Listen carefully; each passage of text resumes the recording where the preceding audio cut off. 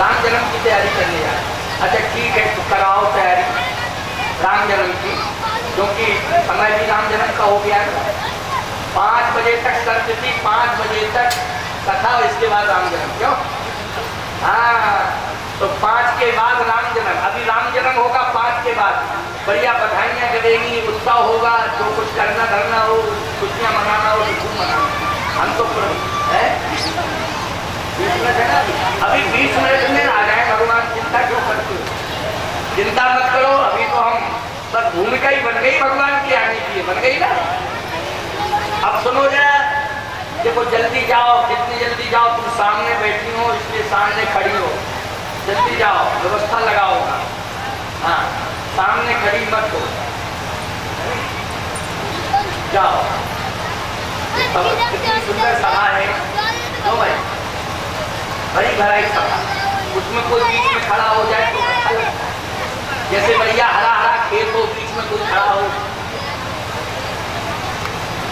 खेत बढ़िया फसल डूबी हो सुंदर, उसमें बीच में कोई खड़ा हो, वो खड़ा कर देते हो ना बीच में। कौन होता है? मनमोहन सिंह। अच्छा अच्छा अच्छा अच्छा अच्छा अच्छा, कोई खड़ा होता है बीच में, नहीं उसको बिडू का कहते हैं। क्यों बिडू का कहते हैं?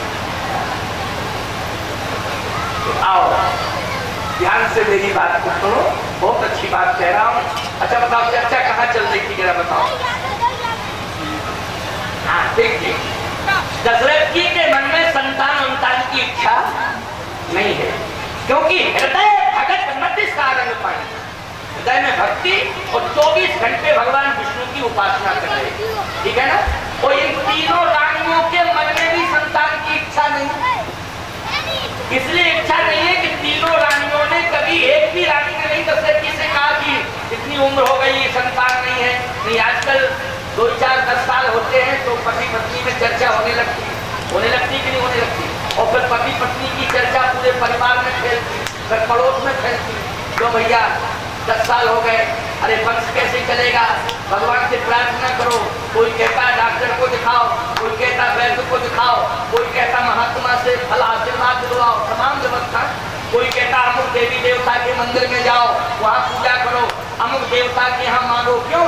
तमाम संतान की प्राप्ति के लिए मांगना याचना करते रहते हो, नहीं करते रहते हो। लेकिन याद रखना, दशरथ जी ने कभी भी संतान के बारे में भगवान विष्णु से नहीं मांगा। उपासना करते हैं हृदय भगतमती सारंग पानी। और करती क्या है ये तीनों रानियां? ये तीनों रानियां भी चर्चा संतान के लिए नहीं कर रही है, क्योंकि कौशल्यादि नारी प्रिय सब आचरण पुनीत, पति अनुकूल प्रेम गृण हरिपद कमल विनीत, हरिपद कमल विनीत। फिर ये चर्चा कहां से हुई 7,000 वर्ष में संतान की? तो अब सुन लो जरा। एक बार भूपति मन माही,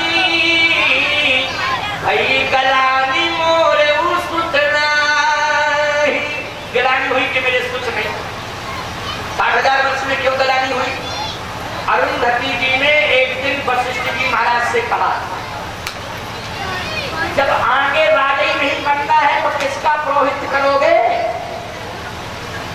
क्या योग नहीं है? क्या योग तो है? तो योग है तो फिर पुत्र क्यों नहीं है?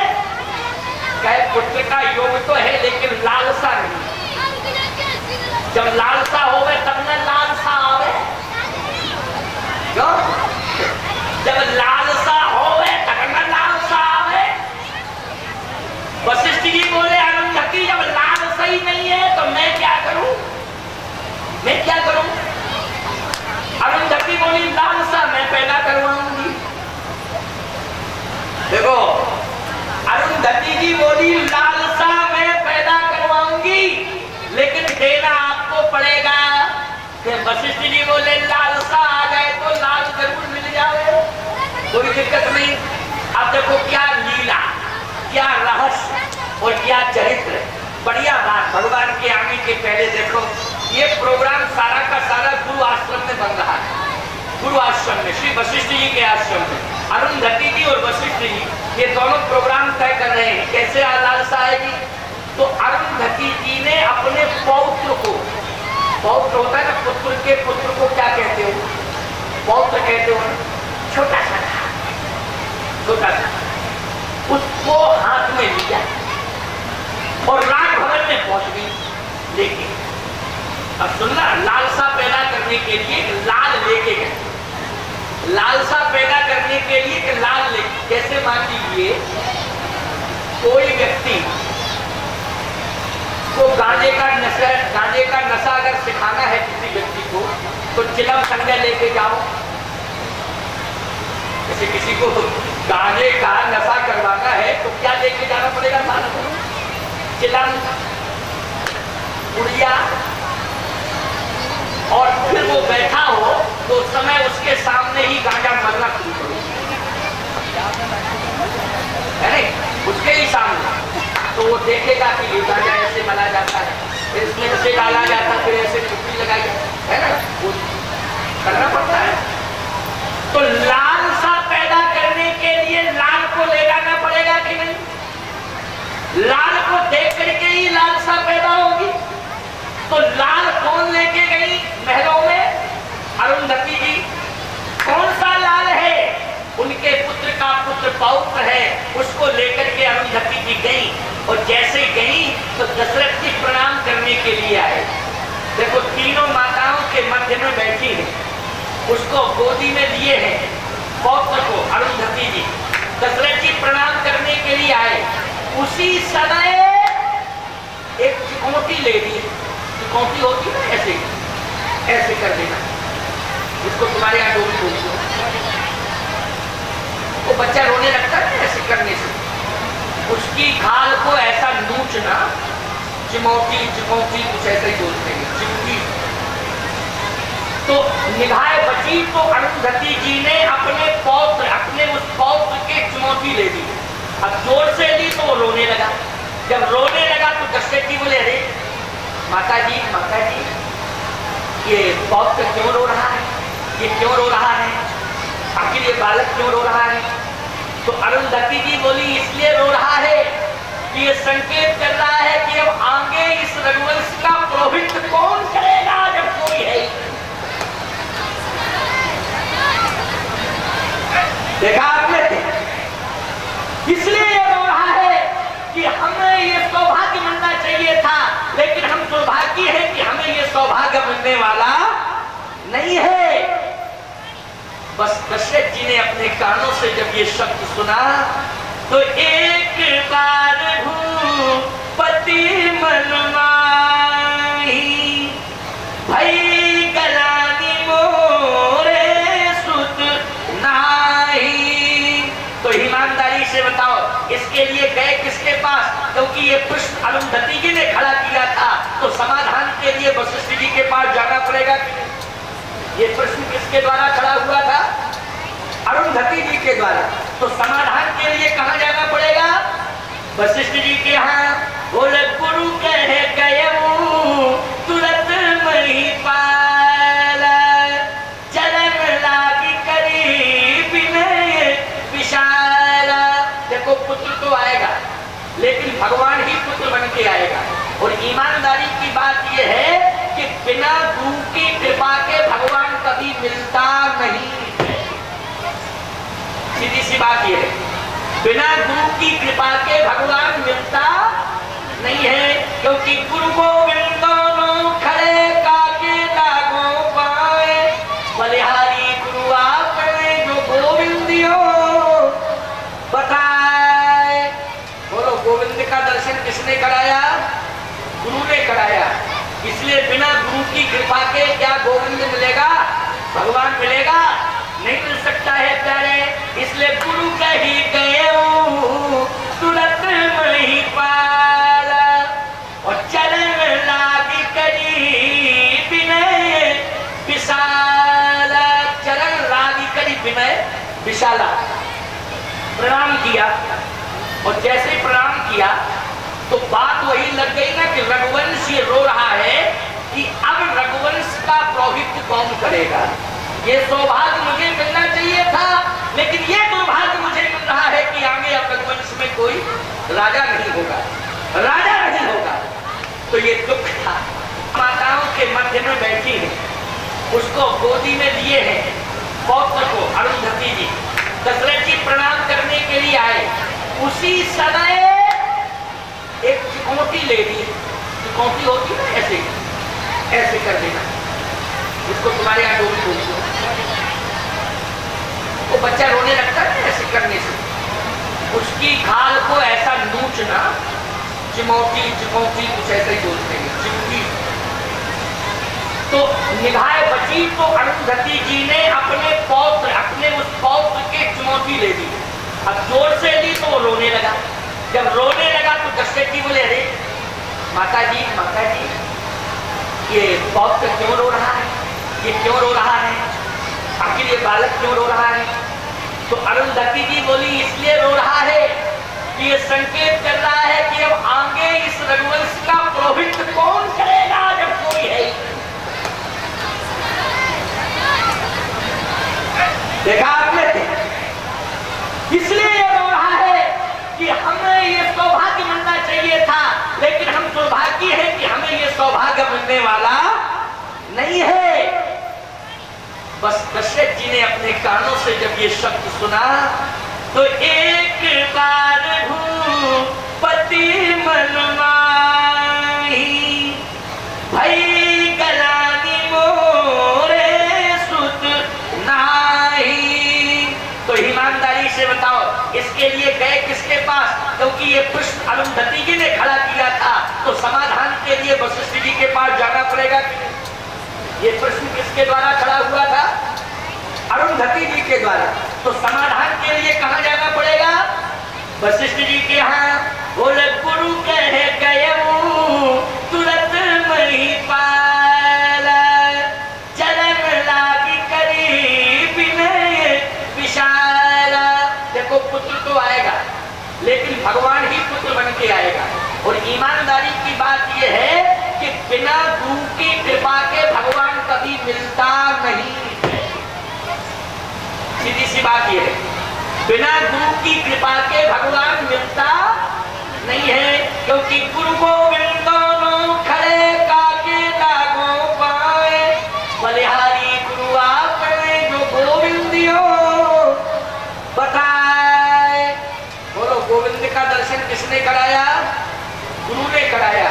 इसलिए बिना गुरु की कृपा के क्या गोविंद मिलेगा, भगवान मिलेगा? नहीं मिल सकता है प्यारे। इसलिए गुरु कही गए तुरंत महिपाल, और चरण लागी करी विनय विशाल। चरण लागी करी विनय विशाला, प्रणाम किया। और जैसे प्रणाम किया तो बात वही लग गई ना कि रघुवंश ये रो रहा है कि अब रघुवंश का पुरोहित कौन करेगा।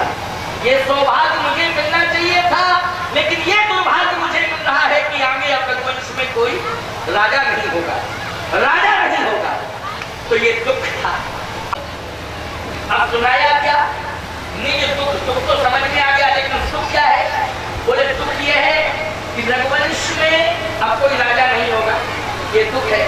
लेकिन सुख क्या है कि अब मुझे गुरु जी प्राप्त हो गए, गुरु जी के चरण प्राप्त हो गए। अब बस सुनाया। दशरथ जी कहते हैं कि सुख तो मुझे मिल गया, लेकिन अब आनंद और दे दो। अभी तो चरण मिले तो सुख मिला, आनंद कब मिलेगा? जब मुझे भगवान मिल जाएगा। क्यों? आनंद कब मिलता है? जब भगवान मिल जाएगा। इसलिए निजी दुख सुख सब गुरु ही सुनायो, तब वशिष्ठ बहु विधि समझायो, धरहु धीर हुई। दादा इधर आओ, ये ले, हाँ, हाँ, इधर आ जाओ, दादा इधर आधा जेपी आ जा, चलो ऑटो, जेपी इधर आ जा, इधर वहीं पे अंदर चलो सब लोग, चलो अंदर, चलो अंदर, अंदर, चलो अंदर जाओ, सबको मिलाएंगे, चलो अंदर चलो, चलो, जेपी चलो अंदर पहुंचो, सब पहुंचो, ग्रुप बनाए लो, ग्रुप बनाए चलो, हाँ हाँ, एक लंबा लाइन।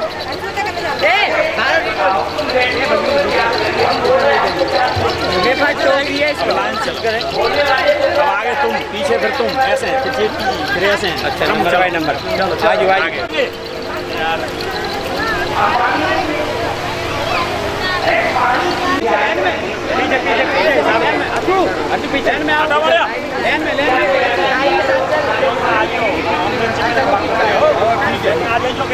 गैलरी में लेके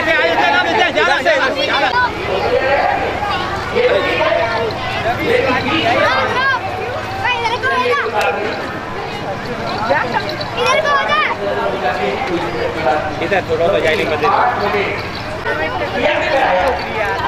उसी यज्ञ में अभी देखो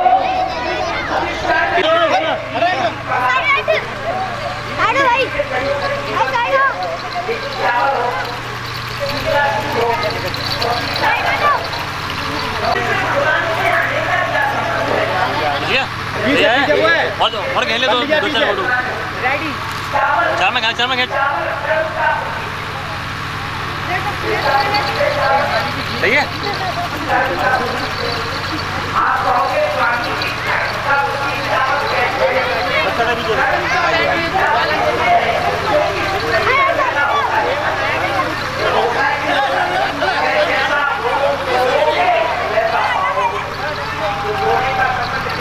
उधर से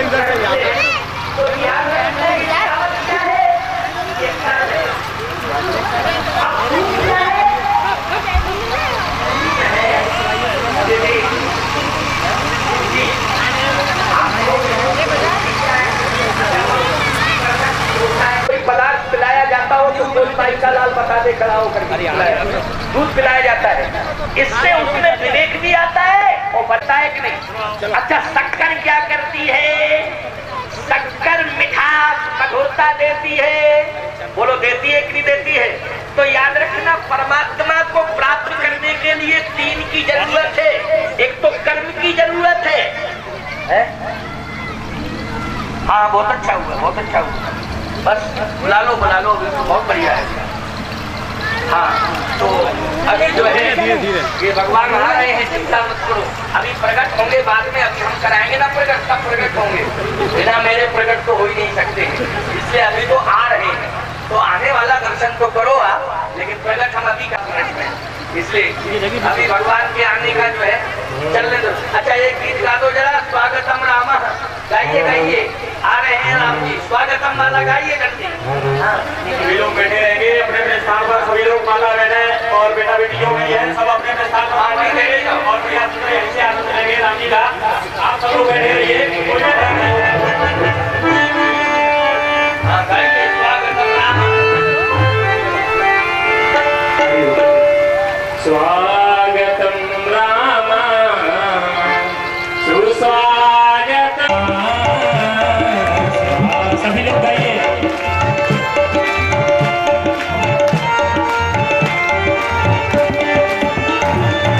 स्वागतम सुस्वागतम परमागतम राम।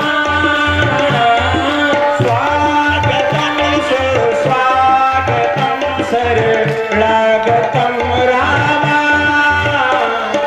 स्वागतम सुस्वागतम परमागतम राम।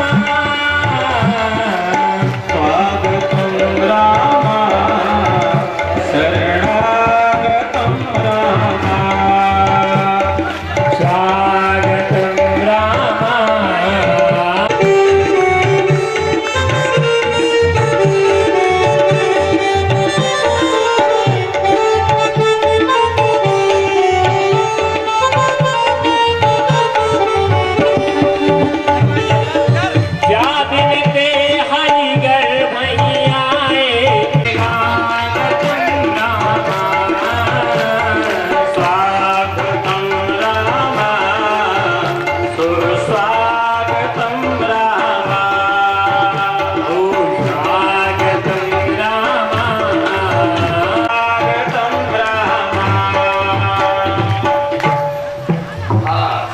बोलिए सच्चिदानंद भगवान की। हाँ, तो एक 5 मिनट की बात सुने, इसके बाद भगवान को इस पालने में लाया जाएगा और पुष्टिवाचक करके वेद मंत्रों के माध्यम से भगवान को यहाँ लाया जाएगा। अभी एक बात और अच्छी सुने, इसके बाद भगवान आएंगे, जन्म होगा, फिर बधाइयां होंगी, खुशियां मनाई जाएंगी, आप लोग बैठे बैठे आनंद लेंगे। और थोड़ा सा कुछ आतिशबाजी वगैरह की व्यवस्था शायद की गई है, उसका भी आनंद होगा। और फिर गीत, बधाई गीत वगैरह गाए जाएंगे। लेकिन आइए, एक हविष्यान्न जो प्रसाद है, जिसके माध्यम से भगवान को आना है, उसकी व्याख्या मैं कर रहा था कि अग्निदेव ने क्या कहा। जरा इस पर थोड़ा सा ध्यान रखो। अग्निदेव उस और तीसरी सरकड़ा मतलब शक्कर, ये तीन मिला दो तो बन जाती है खीर। तो का परमात्मा इससे आशीर्वाद, ये प्रसाद कैसा, क्या इसी से तो परमात्मा प्राप्त होगा? क्यों?